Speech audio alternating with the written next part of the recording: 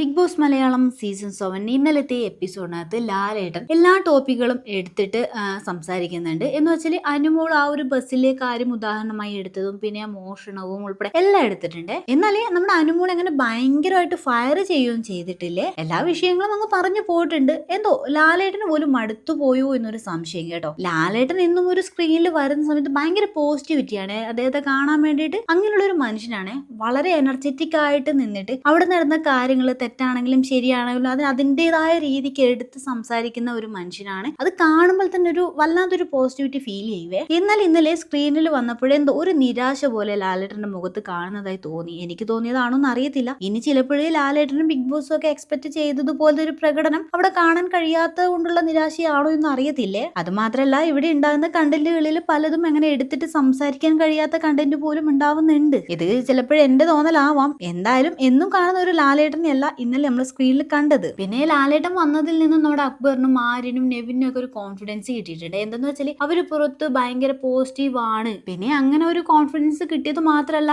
അവർ പിന്നെ ഇന്നലെ അങ്ങനെ എയറിൽ കയറ്റിയിട്ടൊന്നുമില്ല കേട്ടോ. പിന്നെ അത്യാവശ്യം ഒന്ന് എയറിൽ കയറിയത് നമ്മുടെ അനുമോള് തന്നെയാണ്. പിന്നെ ഷാനവാസ്, പിന്നെ അനീഷിന് എയറിൽ കയറ്റിയിട്ടില്ല. പിന്നെ അങ്ങും ഇങ്ങും തൊടാതെ ചെറിയ ചെറിയ കൊട്ടുകളൊക്കെ അനീഷിന് കൊടുത്തിട്ടുണ്ടായിരുന്നു. അതുപോലെ നമ്മുടെ ആദിലേക്കും ലക്ഷ്മിക്കൊക്കെ കിട്ടിയിട്ടുണ്ട്. എന്നാൽ ആര്യൻ, അക്ബർ, നെവിൻ ഇവര് ഇപ്പൊ സേവിങ് സോണിൽ തന്നെയാണ് കേട്ടോ. ഇനി ഇവർ ഈ ഒരു കാര്യം, ഈ ഒരു കോൺഫിഡൻസ് വെച്ചിട്ട് മുന്നോട്ട് എങ്ങനെയാണെന്ന് പോകുന്നതെന്ന് പറയാൻ പറ്റത്തില്ലേ. കളി അതിന് വിട്ട് കഴിഞ്ഞാൽ ചിലപ്പോൾ ഈ ഒരു കോൺഫിഡൻസ് തിരിച്ചു പണിയാവാനും മതി.